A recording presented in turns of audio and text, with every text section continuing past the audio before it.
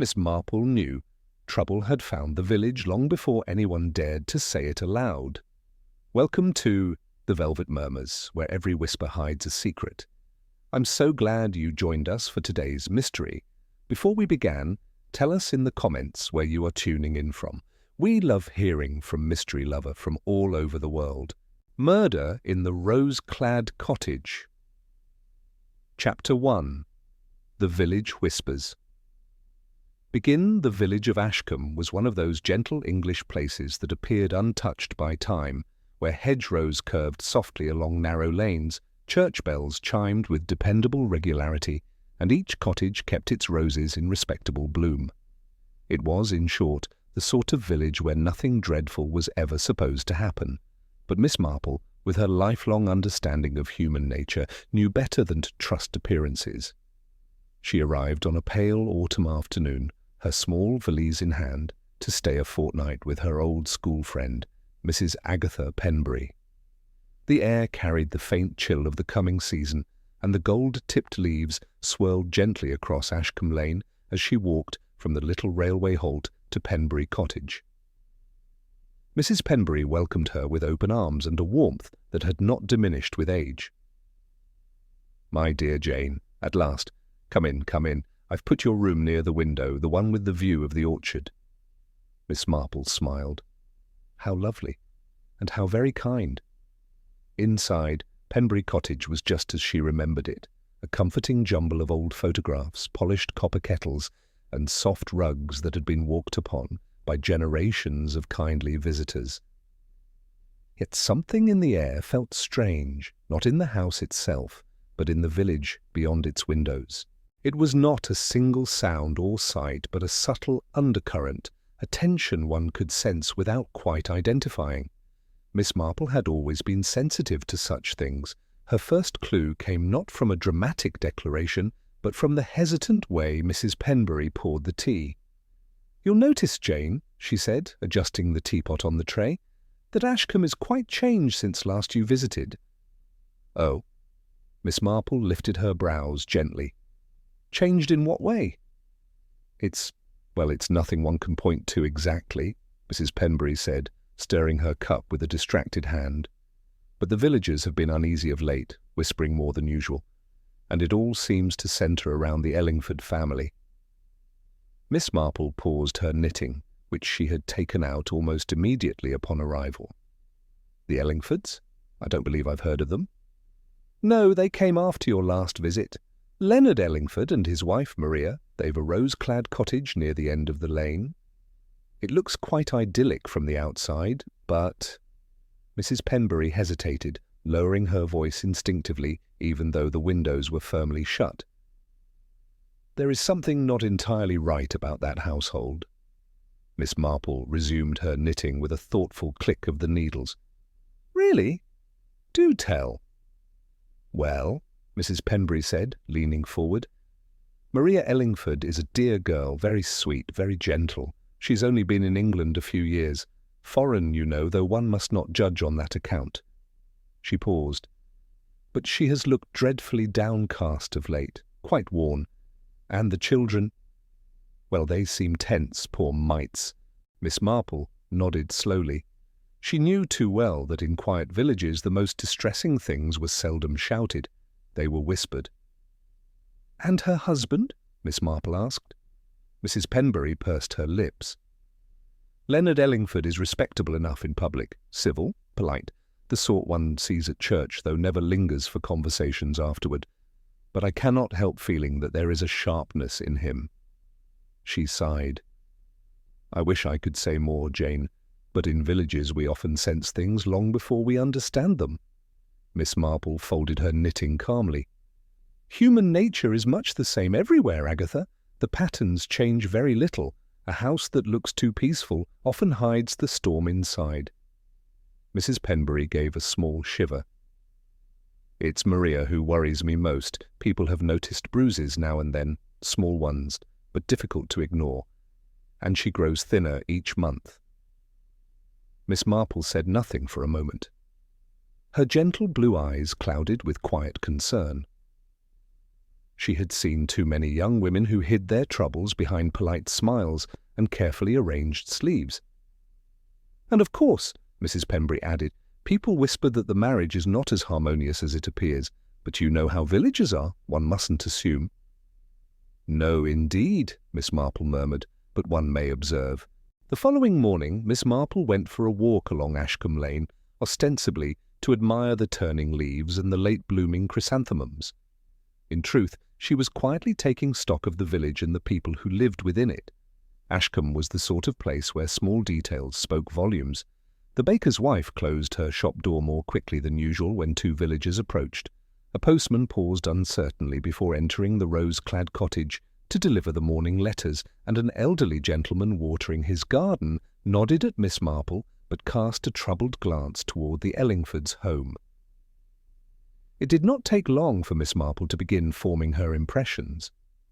When she reached the rose-clad cottage, she paused. It was undeniably charming, with its climbing red roses trailing along the windows, its neat little gate, and a small path leading to a pale blue door. But beauty, Miss Marple had learned long ago, could conceal deeper shadows. The door opened unexpectedly, and Maria Ellingford stepped out, holding a basket of laundry. Miss Marple's eyes, trained by decades of observation, noticed the faint tremor in Maria's hands, the tiredness beneath her eyes, and the way her smile, though polite, did not reach her heart. "Good morning," Miss Marple said gently.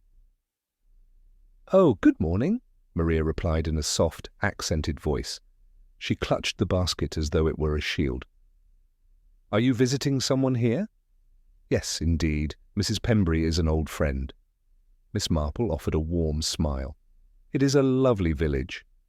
Maria nodded, but her gaze flickered toward the house in a manner that spoke volumes. A woman afraid to linger too long, a woman who watched the doorway as though expecting someone to emerge. Miss Marple followed her glance and caught a brief silhouette moving inside. "And how are your children, my dear?" Miss Marple asked kindly. Maria hesitated. "They are well, thank you." But the words faltered, as though she had rehearsed them too often. Before Miss Marple could say more, the door opened again. Leonard Ellingford appeared, tall, clean-shaven, impeccably dressed. His expression froze when he saw Miss Marple speaking to his wife. "Ah," he said, his tone cool and clipped. "Making acquaintances, Maria?" Maria stiffened. "This is Miss Marple." Leonard offered a brief, tight nod, but his eyes flashed with something that did not belong in a polite greeting. "We mustn't keep you, Miss Marple, was it?" "My wife has household matters to attend to." Maria dipped her head quickly and hurried inside. Miss Marple observed the exchange with calm gravity. She had seen that tone before, the soft menace wrapped in civility, the thinly veiled displeasure of a man accustomed to controlling those around him. "Good day," Leonard said curtly, closing the door with a firmness that echoed faintly along the lane. Miss Marple stood for a moment beneath the climbing roses, her hands clasped lightly before her. The sun shone gently, the breeze rustled through the leaves, and the village appeared as peaceful as ever. But Miss Marple knew, absolutely knew, that there was something terribly wrong in the rose-clad cottage, and whatever it was, it would not stay hidden for long. Chapter 2. Shadows behind lace curtains. Ashcombe woke the next morning under a thin veil of mist, the sort that softened rooftops and blurred the edges of the world. It was the kind of morning that made even familiar paths appear uncertain. Miss Marple, however, walked with her usual steady tread, her knitted shawl wrapped snugly around her shoulders as she set out toward the village shop. Her intention, at least to the casual observer, was simply to buy some thread for mending a dropped hem in Mrs. Pembury's curtains. But Miss Marple never walked without listening, nor listened without observing. And in Ashcombe, the whispers of yesterday had already grown into something more persistent. At the bakery, Mrs. Allenby greeted her warmly, but with a nervous glance over her shoulder. "Morning, Miss Marple. Lovely to see you again. Staying long in Ashcombe?" "Perhaps a week or two," Miss Marple replied. "I do find the village most peaceful." Mrs. Allenby lowered her voice immediately, as though the very word peaceful required irony. "Would that it were! Things have been unsettled, quite unsettled." Miss Marple's knitting needles clicked gently inside her handbag. "So I have heard. Maria Ellingford," Mrs. Allenby whispered, leaning closer. "Poor girl looks as if she's carrying the weight of the world, and that husband of hers, so particular, so sharp, never smiles, always watching her." Miss Marple nodded thoughtfully. "Women do often learn to smile through fear. It is surprising how skilled they become." Mrs. Allenby pressed a hand to her chest. "Then you've noticed? Oh, I'm relieved someone else sees it. I've tried to speak with her, you know, once or twice, but she brushes it off, says she's just tired." "Tiredness," Miss Marple murmured, "is quite often the mask behind which misery hides." Mrs. Allenby looked as though she might say more, but a customer entered, and Miss Marple moved on, her mind turning quietly, like the gears of a delicate clock. Outside, the mist was beginning to lift. Miss Marple made her way to the post office, where Teresa Bloom, soft-spoken, observant, and far too young to carry such worry in her eyes, was sorting letters behind the counter.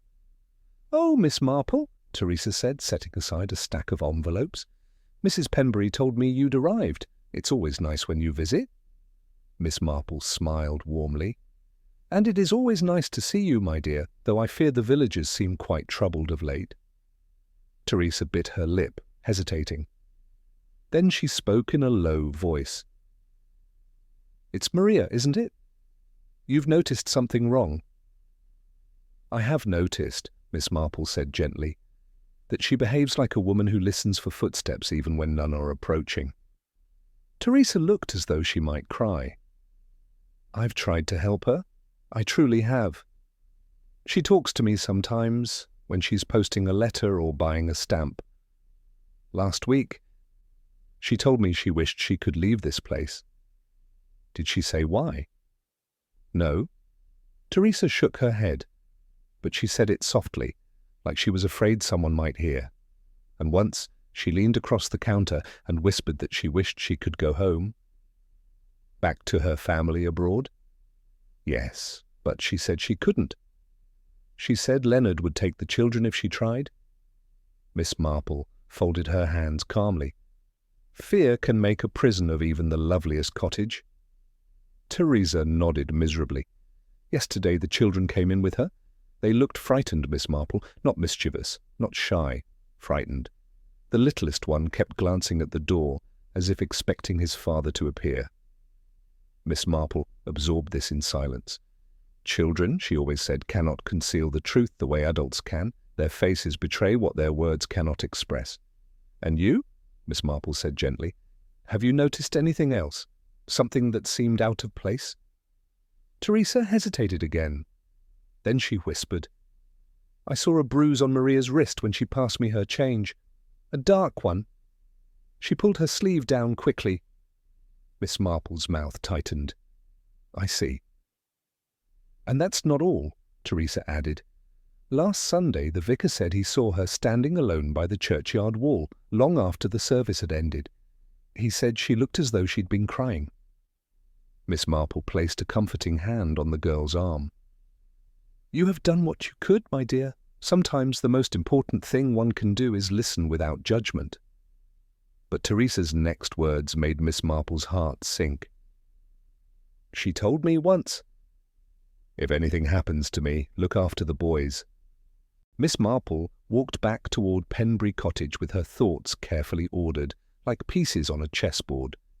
The mist had nearly vanished now, leaving the village bright but strangely hollow, as if the sunlight itself sensed unease. At the turn of Ashcombe Lane, she saw Maria Ellingford again. The young woman was kneeling beside a rose bush, her hands trembling slightly as she clipped away dead blooms. Her children played quietly nearby, too quietly. Not the laughter or shouts one would expect from 3 boys on a fine morning, but subdued murmurs, glances toward the house, and a kind of skittishness that Miss Marple instantly recognized. Maria looked up suddenly and froze when she saw Miss Marple approaching. Then she quickly recovered herself and offered a polite smile. "Good morning," Miss Marple said kindly. "Your roses are quite magnificent this season." "Thank you." Maria's voice was soft, but there was a fragility in it, like glass that had cracked too many times. "You seem rather tired today, my dear," Miss Marple observed gently. "I do hope you find some rest." Maria's fingers tightened around her shears. "I am fine," she said, too quickly. Miss Marple glanced toward the cottage windows. Behind one lace curtain she saw a faint movement, a figure standing still, watching. Leonard Ellingford.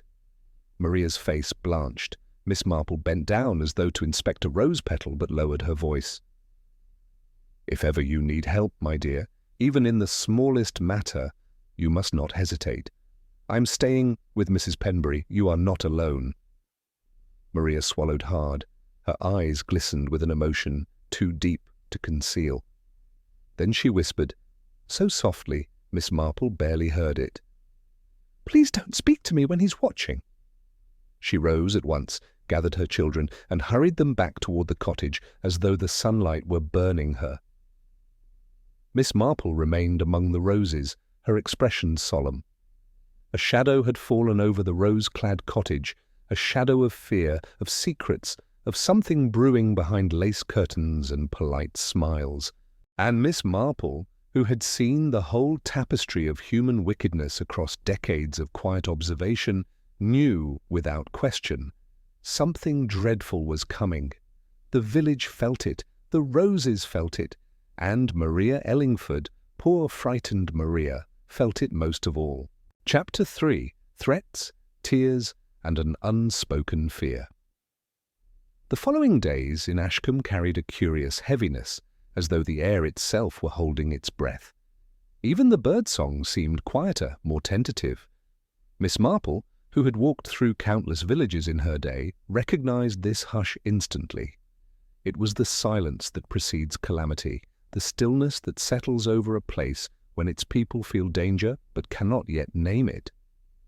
On Tuesday afternoon, the village green was unusually subdued. Mothers spoke in low voices, glancing toward the road that led to the Ellingfords' cottage. Children played half-heartedly, their eyes drifting to the house that stood so prettily and yet seemed shrouded in invisible gloom. Miss Marple, sitting on a bench beneath the chestnut tree, quietly observed it all.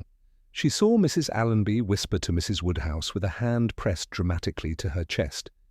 She saw old Mr. Harding stop sweeping his front path whenever Maria passed by, studying her with worry etched across his wrinkled face. She saw Maria herself walk through the village with a stiffness that spoke of bruises beneath her sleeves and fear beneath her skin. But that afternoon, Miss Marple witnessed something more telling. Maria Ellingford slipped into the post office, her steps hurried, her head bowed.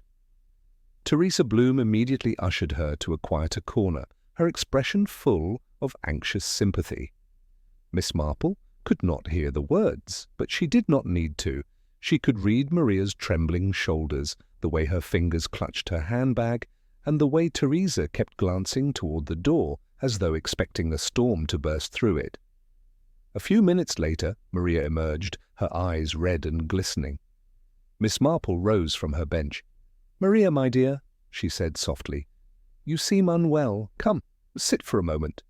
Maria hesitated, fear flickering across her face like a candle guttering in a draught.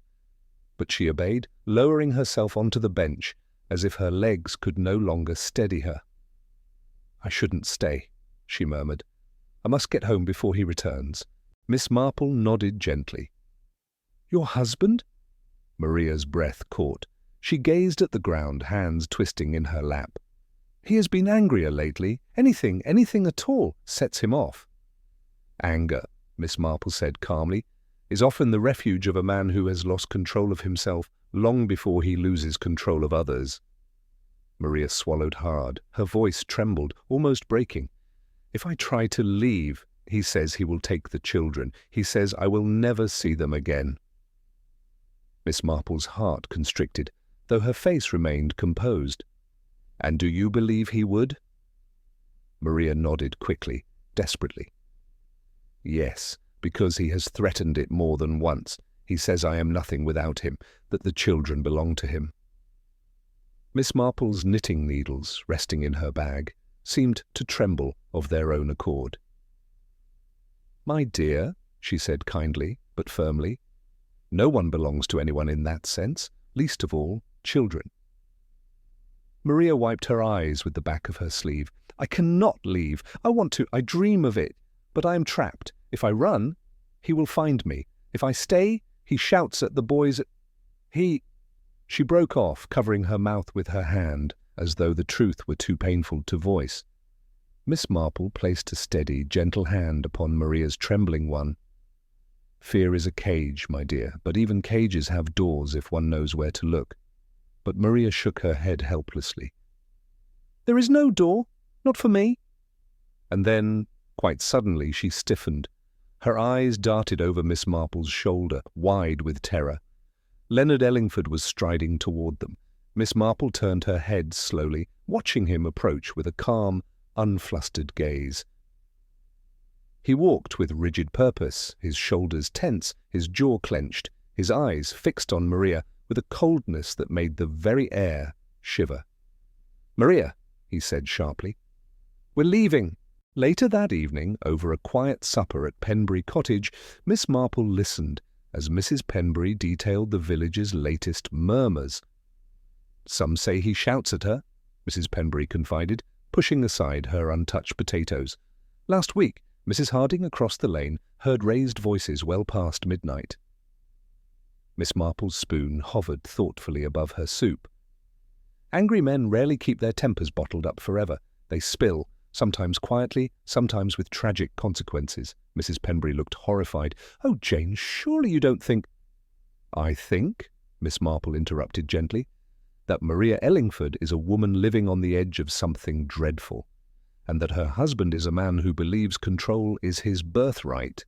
Mrs. Penbury dabbed her eyes with a handkerchief. "She's tried to leave before, or so people whisper, but he always pulls her back." Miss Marple nodded slowly.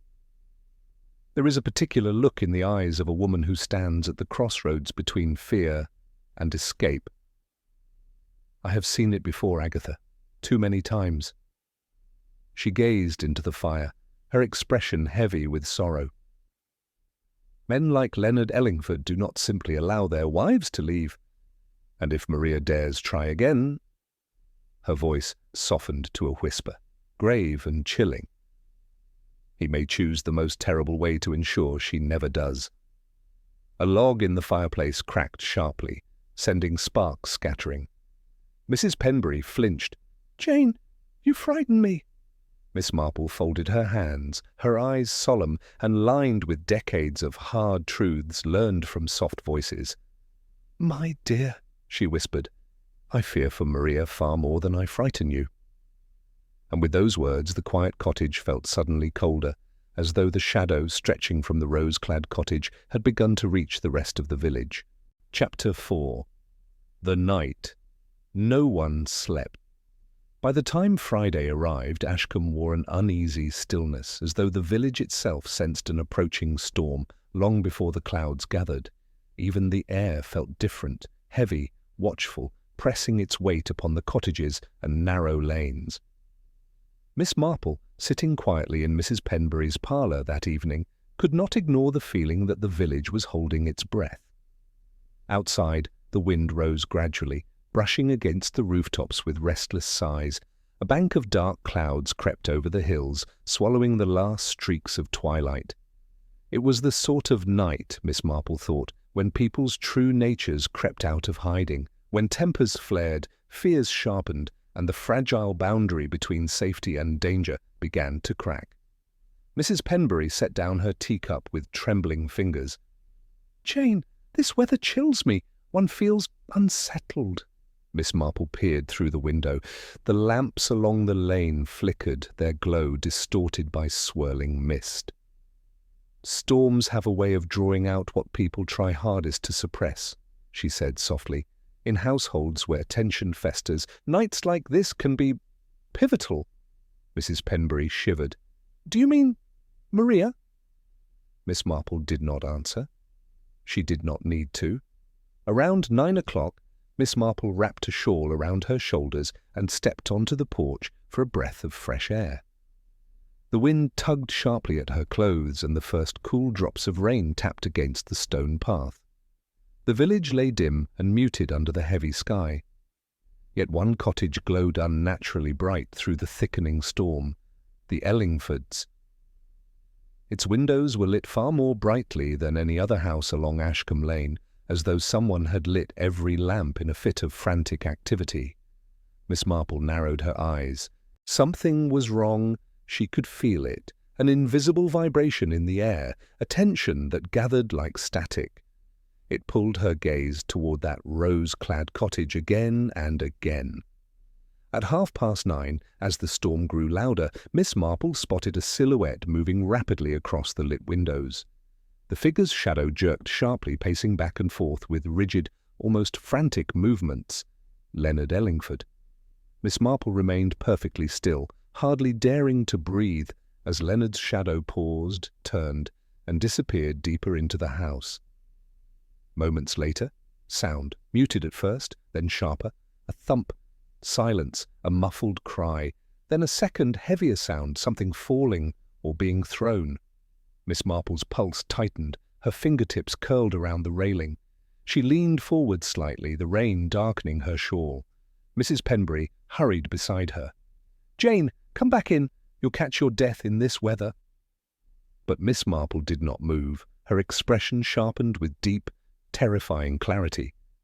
"Agatha," she whispered, "something dreadful is happening in that house." Another thud echoed faintly, swallowed quickly by the wind. A low, anguished sound drifted through the darkness, too faint to identify, yet unmistakably human. Mrs. Penbury clapped a hand over her mouth. "Jane, do you think Maria is—" But Miss Marple's attention had snapped to something else, movement outside the cottage. Down the lane, half shrouded by mist and darkness, she saw a lantern swinging in someone's hand. A man emerged through the swirling rain, moving quickly toward the side of the house. Not Leonard, someone else, a neighbour perhaps, Mr. Warren, the night watchman for the estate cottages. He stepped cautiously toward the Ellingford's gate, his expression uncertain, troubled. He listened for several long seconds, lantern trembling in his hand. Another cry escaped the cottage, thin, sharp, abruptly cut off. Mr. Warren froze. Then, as if reconsidering, he slowly backed away, shaking his head, and hurried back toward the lane, lantern bobbing wildly as he retreated. The tiny flame inside flickered, as though frightened too. Miss Marple drew in a cold breath. "He heard it," she whispered, "and he is afraid to involve himself." Mrs. Penbury trembled violently. "Jane, this is unbearable. Shouldn't we call for help?" Miss Marple lowered her voice to a grave murmur. "My dear, if a woman is in danger within her own home, an unexpected knock might place her in greater peril, but I assure you I shall not ignore what I have witnessed." She kept her eyes fixed on the cottage. Rain lashed harder now, streaking down the window panes and drumming against the ground with relentless force. Thunder cracked, rolling across the heavens like the growl of some unseen beast.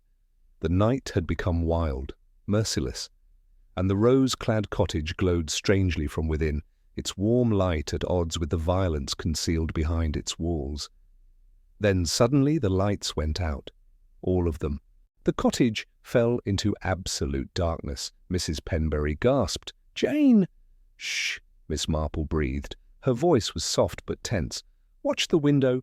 A faint glimmer reappeared, this time from a single lantern moving inside the house. Its glow drifted from one room to another, illuminating only slivers of activity. Shadows danced against the curtains, elongated figures, swift movements, something heavy dragged across the floor. Miss Marple stiffened, her heart hammered not with fear, but with certainty. "I recognize that pattern of movement," she whispered. "I have seen it in other households before, on other stormy nights."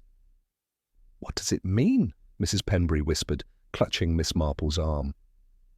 Miss Marple's voice lowered to a breathless murmur, laced with dread. "It means someone is attempting to hide something," The lantern inside flickered, paused, and then moved out of sight. Minutes felt like hours.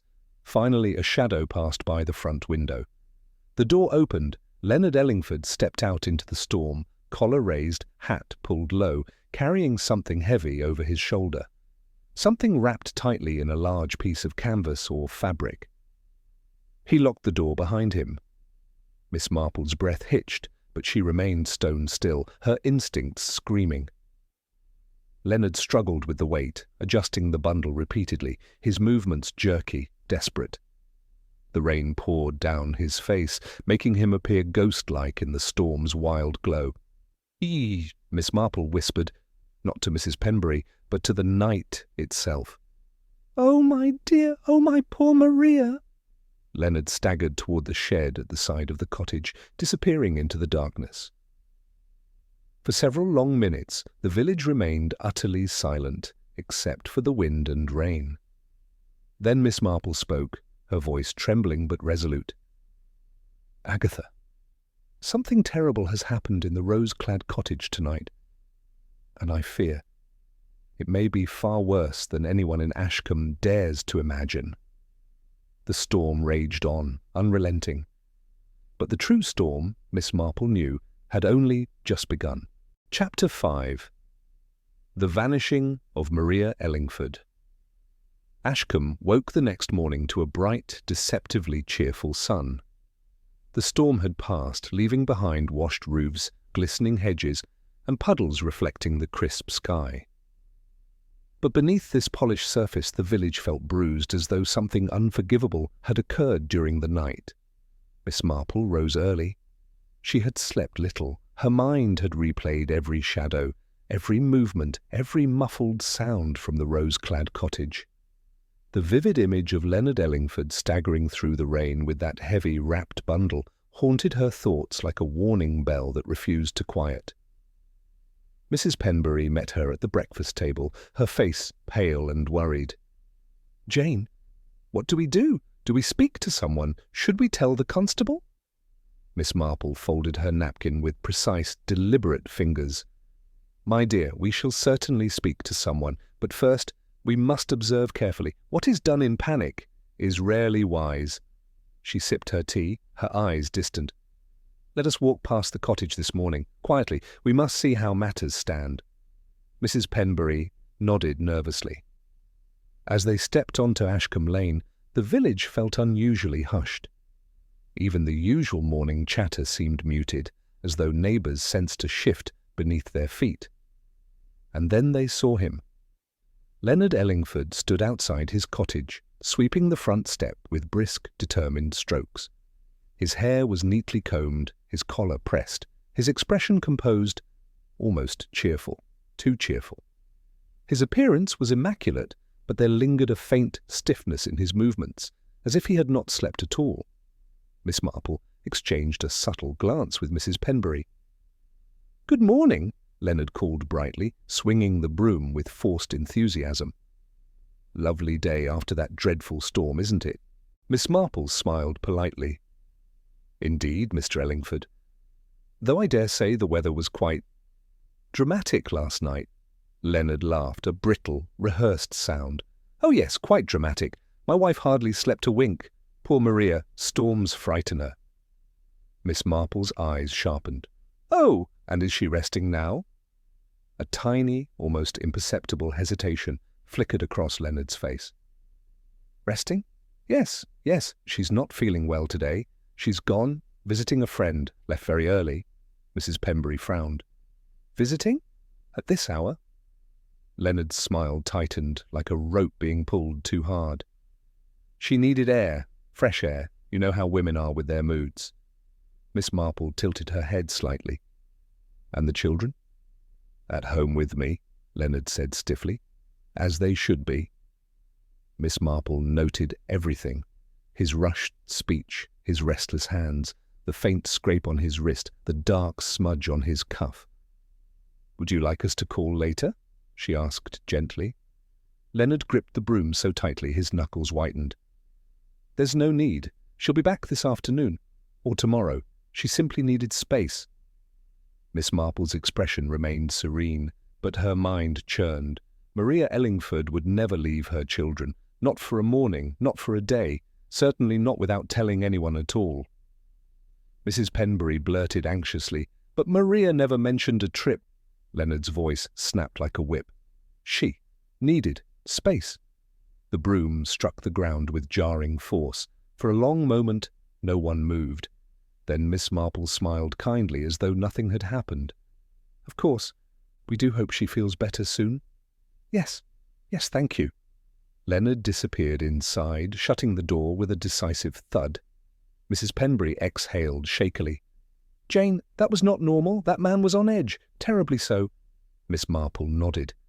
"We must speak to Teresa at the post office, and Mrs. Allenby, and anyone else who saw Maria yesterday." She lowered her voice to a whisper. "There is something deeply wrong here, Agatha. I fear Maria has not gone anywhere voluntarily." The village whispered louder as the morning unfolded. At the bakery, Mrs. Allenby leaned over the counter. "Maria never came for her order today. She never misses her Fridays. Never." At the post office, Teresa Bloom wrung her hands anxiously. "She didn't post anything. She didn't buy stamps. She always comes in the morning, always." At the vicarage, Reverend Fallon shook his head gravely. The Ellingford children didn't look well during morning prayers, pale as ghosts all three. Miss Marple listened carefully, piecing together a pattern that chilled her blood. Maria had vanished, without warning, without preparation, without trace. At noon, Miss Marple took a slow walk along the side of the cottage, pretending to admire the roses. The shed door, normally wide open, was shut tight. A faint impression, like dragged weight, marked the soil near the path, partially washed away by the storm. Miss Marple knelt ever so slowly, brushing aside damp leaves. There, a shred of canvas, torn, embedded in the earth, darkened by mud. Her breath caught. The same kind of fabric Leonard had carried through the storm. She rose quietly, eyes shining with grim understanding. That evening, Ashcombe gathered its courage and its grievances, and took them directly to Miss Marple. Mrs. Woodhouse knocked first, twisting her apron anxiously. "We've not seen Maria at all today." Mr. Harding followed, shaking his head. "Something's wrong, Miss Marple. I've lived beside that cottage for 20 years. That man was out early, scrubbing his boot soles." Mrs. Allenby arrived next. "He told me Maria left at dawn, but she didn't take a coat, or food, or even her handbag." Finally, Teresa Bloom came running from the post office, breathless. "Miss Marple, you must come quickly. Leonard Ellingford is telling everyone a different story," Mrs. Penbury gasped. "Different? How different?" Teresa swallowed hard. "He told Mr. Warren that Maria went to visit her cousin, told Mrs. Harding she went to the next town for medicine, and told me personally, that she left a note saying she needed time alone." Miss Marple stood slowly, as though every bone in her body had suddenly stiffened with certainty. "My dears," she said calmly, "a person who speaks the truth has no need for 3 explanations." The room fell into horrified silence. Miss Marple looked toward the window where the last light of day dimmed behind the rose-clad cottage. "This," she whispered, "is not a missing woman. It is a tragedy unfolding before our very eyes." And with that chilling realization, she lifted her shawl, straightened her back, and stepped into the deepening shadows of the night. There were answers in Ashcombe, hidden, fearful answers, and Miss Marple intended to find every one of them. Chapter 6. A Body in the Bracken. It was Sunday afternoon when the terrible discovery shattered whatever fragile calm still lingered in Ashcombe. The morning had passed in a slow, uneasy haze, villagers moving about with anxious glances toward the rose-clad cottage, Leonard Ellingford vanishing in and out with rigid steps and a face pale as chalk. Miss Marple had spent the early hours quietly knitting by Mrs. Penbury's front window, though her eyes strayed constantly toward the lane. She waited, watched, observed. The truth, she knew, often revealed itself not in grand gestures, but in small, telling moments. But Ashcombe did not have to wait for small moments. It was given a dreadful one. Just after 2:30, a distant shout echoed across the hillside beyond the cottages. The cry was sharp, panicked, instantly recognizable as the sound of someone stumbling upon something horrific. Miss Marple stood at once, the yarn slipping unnoticed from her lap. Mrs. Penbury gasped, "Jane, what was that?" Miss Marple did not answer. She moved to the door with surprising steadiness for her age and stepped out into the crisp afternoon air. The villagers were already turning toward the sound, one shout, then another, then the unmistakable clanging of the village bell as young Arthur Dempsey sprinted toward the green. "Help! Someone, please! There's a body down the slope!" The words crashed through Ashcombe like lightning. Miss Marple's breath hitched in her throat. Without hesitation, she walked swiftly, faster than Mrs. Penbury had ever seen, toward the hillside path where the shouts originated. By the time she reached the clearing, a small crowd had gathered, Mr. Harding trembling beside his walking stick, Mrs. Woodhouse wringing her hands, the vicar murmuring prayers under his breath. And there, at the edge of the bracken-covered slope, stood young Arthur, pale as linen. I saw something by the rocks," he stuttered, "something wrapped, something awful." Inspector Graves, who had been summoned from the next village, arrived moments later. A stout, serious man with a brisk manner, he nodded to Miss Marple with grim recognition. He had worked with her before. He trusted her judgment more than he cared to admit. "What have we got here, Miss Marple?" he asked quietly. "A discovery," she replied, "that we have feared for days?" Inspector Graves turned toward the slope. His constable was already picking his way cautiously down the bracken. The hush over the villagers thickened as though the entire hillside were holding its breath. Then came the constable's voice, strained and hollow. "Inspector, you better come down. It's a woman." A collective gasp rippled through the crowd. Inspector Graves moved down the slope with careful steps. Miss Marple, though slower, followed with the dignified determination of someone accustomed to facing terrible truths. The bracken parted before them, revealing a large bundle wedged between two jutting rocks. The fabric, mud-stained, torn, exactly matched the scrap Miss Marple had found by the Ellingford's shed. Her heart sank, though she had known this moment was coming. Inspector Graves crouched and pulled back the top layer of canvas. Maria Ellingford's face emerged, peaceful, yet tragically still, framed by damp strands of dark hair. Her skin was pale, her expression strangely serene, as though death had quieted all the fear she had held inside. Mrs. Woodhouse fainted on the spot. Mrs. Penbury let out a broken sob.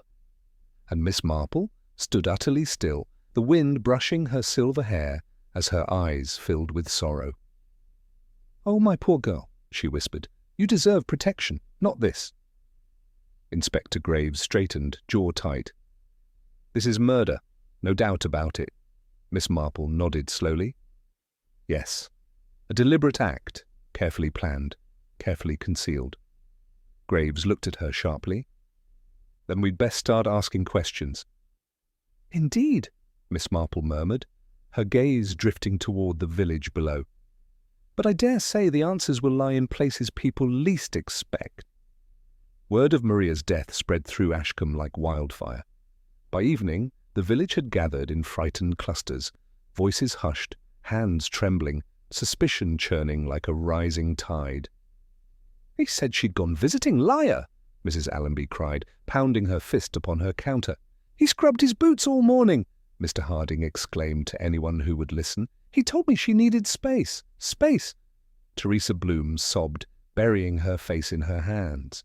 And through it all, the rose-clad cottage stood silent. Curtains drawn, door shut tight, Leonard Ellingford nowhere to be seen. Mrs. Penbury clung to Miss Marple's sleeve as they walked home. "Jane, you must tell Inspector Graves what you saw the night of the storm. He must know about the bundle, the lantern, those dreadful sounds." Miss Marple nodded gravely. "I shall. But first I must speak with the children." "The children?" Mrs. Penbury cried. "But, Jane, surely they are too frightened, too young?" "Children," Miss Marple said softly. often witness truths that adults overlook. Without speaking, they can reveal more than any confession. Mrs. Penbury shivered. Then let us pray they reveal something soon. Miss Marple stopped walking. Her gaze fixed on the rose-clad cottage, now dark and foreboding under the twilight sky. "Oh, they will," she said quietly, "for the truth has a dreadful habit of rising, just as the body did." Her eyes hardened with a resolve that made her look taller, stronger than her age should allow. "And mark my words, Agatha, Leonard Ellingford will find that lies cannot bury the dead." She turned toward Penbury Cottage, her silhouette steady, unyielding. Tomorrow would bring questions, tomorrow would bring revelations, tomorrow would bring justice. But tonight Ashcombe lay wounded beneath the stars, and Miss Marple, undaunted, sharp-eyed, and quietly furious, prepared herself for the storm still to come. Chapter 7. Miss Marple connects the threads. Ashcombe had never felt so tense, so brittle, so painfully alert. The discovery of Maria Ellingford's body had shattered the illusion of tranquility that the village clung to so dearly. By morning, gossip rippled like wildfire, every whispered rumour feeding the growing certainty that something monstrous had been living among them. Leonard Ellingford. And yet he remained nowhere to be found. Miss Marple rose early, her manner calm but her eyes sharply determined. She had not slept at all. She had spent the long hours piecing together each detail, each clue, each shadowed expression she had witnessed over the past week. And now, as the sun climbed steadily above the rooftops, she knew what she must do. Mrs. Penbury hovered anxiously over breakfast. "Jane, should we not wait for Inspector Graves?" "No, Agatha," Miss Marple replied gently but firmly. "The inspector is thorough, yes, but he thinks like a policeman. This case requires someone who understands the subtleties of human nature, someone who has watched people carefully, intimately, for many decades." Mrs. Penbury swallowed. "You mean yourself?" Miss Marple smiled, but it was a sad, tired smile. "My dear, the truth has been speaking in whispers all along. It is time we listened to it properly." Her first stop was the bakery. Mrs. Allenby nearly dropped a tray of buns when Miss Marple entered. "Oh, Miss Marple, you've heard, of course. Such horror, such wickedness!" Miss Marple waited patiently until the woman caught her breath. "Mrs. Allenby," she said softly, "you told me Maria never missed a Friday order. Did she seem frightened when you last saw her?" Mrs. Allenby pressed a trembling hand to her chest. "Yes, terribly. She kept glancing behind her, as though expecting someone to storm through the door. She whispered that she wished she could disappear." Miss Marple nodded thoughtfully. "And did you notice anything unusual about Leonard?" "Unusual? Everything!" Mrs. Allenby exclaimed. "He came in late Thursday evening buying a sharp new carving knife, said his old one had lost its edge." She shuddered. "Oh, Miss Marple, do you think—" Miss Marple's eyes hardened. "Yes, I do." Next she made her way to the post office. Teresa Bloom stood behind the counter, pale and tearful. The moment she saw Miss Marple, she rushed forward, gripping her hands tightly. "He told so many lies," Teresa whispered, shaking. "I wrote them all down because I knew someone would need to see the contradictions." Miss Marple's brows lifted. "You made notes?"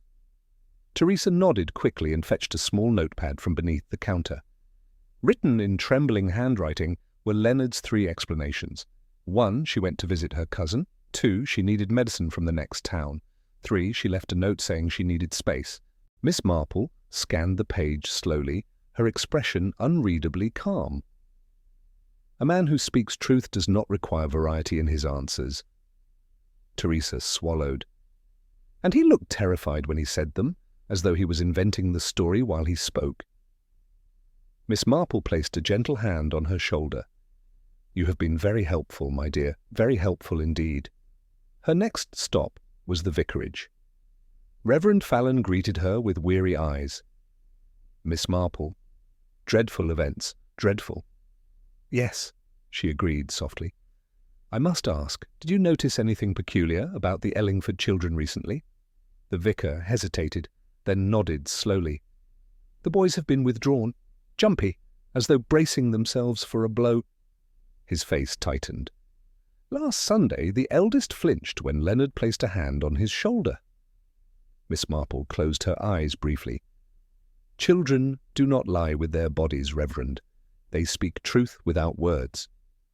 By afternoon, Miss Marple had gathered everything she needed.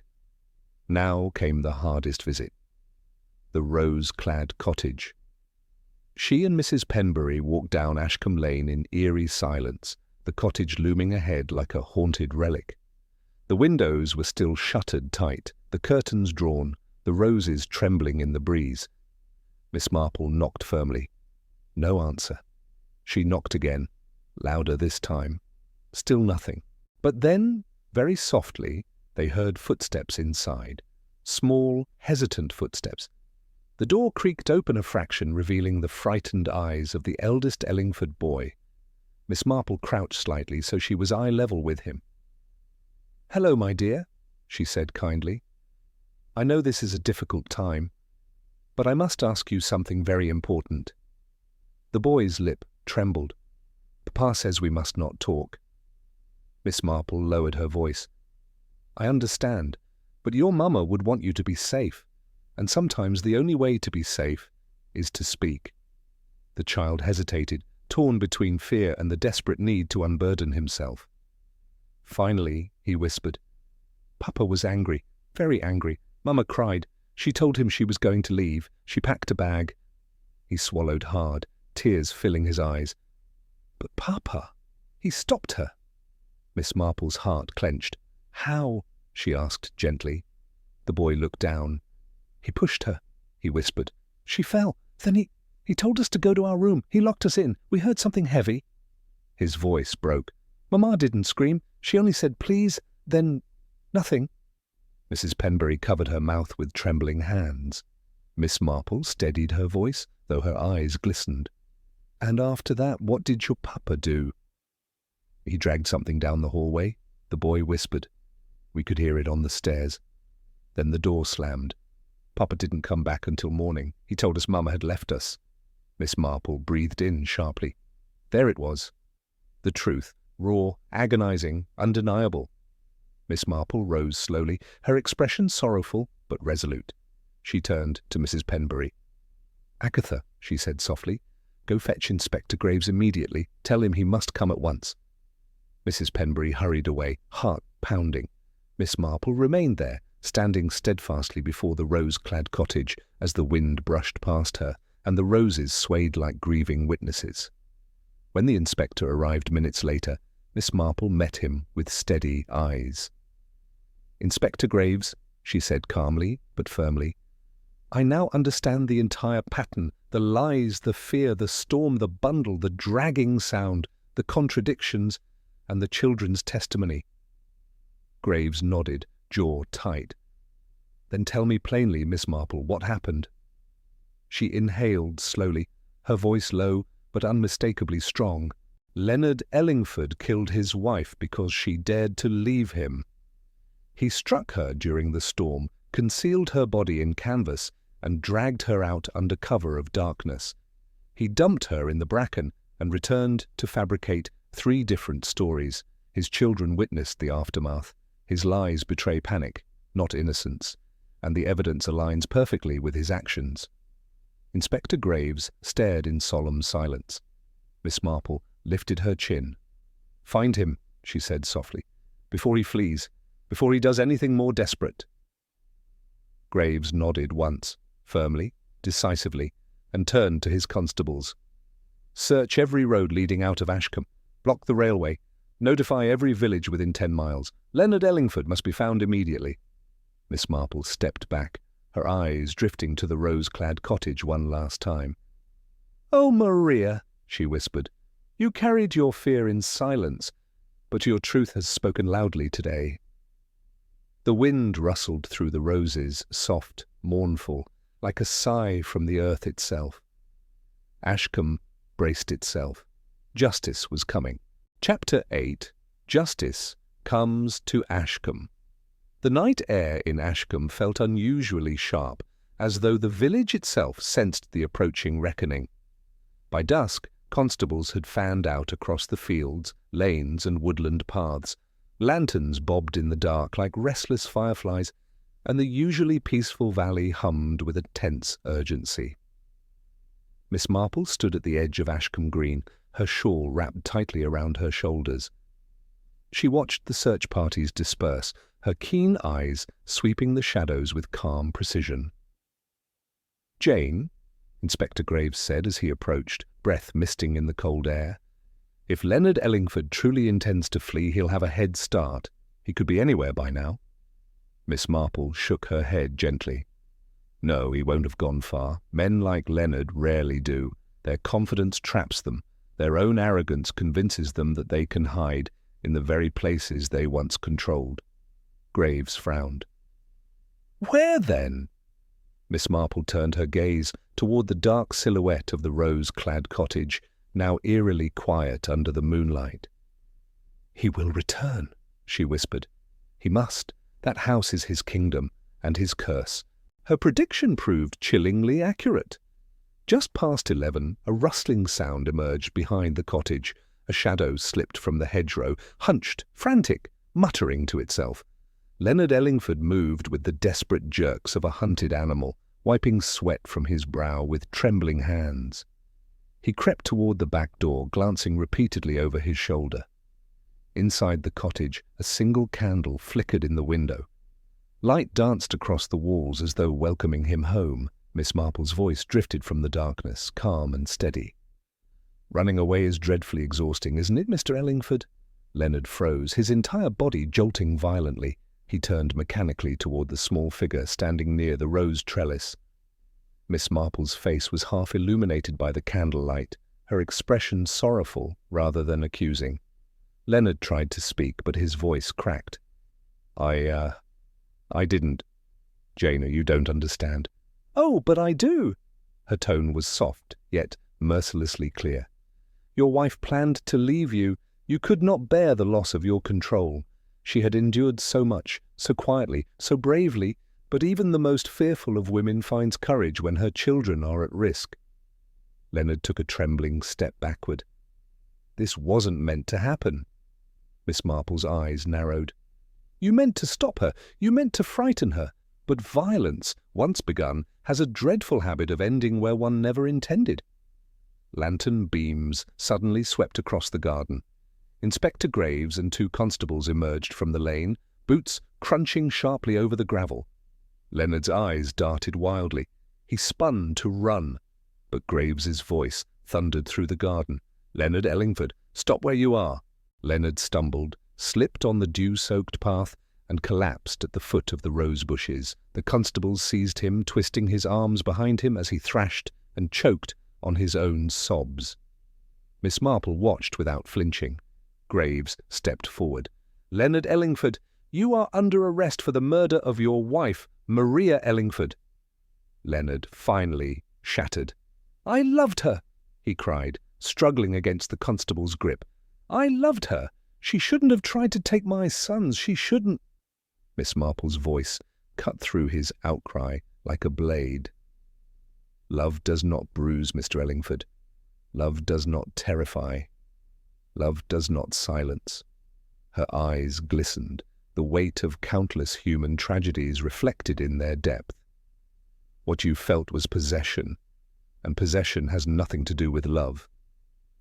Leonard fell quiet, sobbing as the constables dragged him toward the gate. When he was gone, the garden fell still, eerily still. Roses swayed gently in the night breeze, their petals brushing together like whispering ghosts. Miss Marple walked slowly along the garden path and paused beside the doorway where Maria once stood, apron dusted with flour, smiling shyly at passers-by. She touched one of the roses, its petals cool beneath her fingertips. "She deserved kindness," Miss Marple whispered. "She deserved safety, and she deserved to be heard." Mrs. Penbury approached from behind, tears streaming down her cheeks. "Jane, will the children be all right?" Miss Marple turned to her friend, placing a comforting hand on her arm. Children heal when truth replaces fear. They will be cared for, loved, and shielded from all that tormented them. She breathed deeply, steadying herself. And Maria's memory will protect them now more than ever. Inspector Graves rejoined them, his expression softened. "You've done it again, Miss Marple. I don't know how you manage it." She gave him a gentle, weary smile. "Oh, Inspector, one simply sees what others overlook. People may hide their words, but they cannot hide the nature of their hearts." Graves nodded, humbled. Together, they stepped away from the cottage. As they walked down Ashcombe Lane, the moon rose above the treetops, bathing the quiet village in a pale, ethereal glow. The street lamps flickered softly. Windows glowed warm with candlelight. A dog barked somewhere in the distance, and the church bell chimed midnight, slow, solemn, final. Miss Marple paused at the top of the lane and looked back one last time. The rose-clad cottage stood silent, no longer a place of hidden torment, but a place awaiting healing, truth, and new beginnings. She whispered a final farewell. "For Maria." Then she wrapped her shawl around her shoulders and continued toward Penbury Cottage, her small silhouette steady against the moonlit road. Justice had come to Ashcombe, quietly, firmly, and with the unmistakable grace of Miss Marple herself.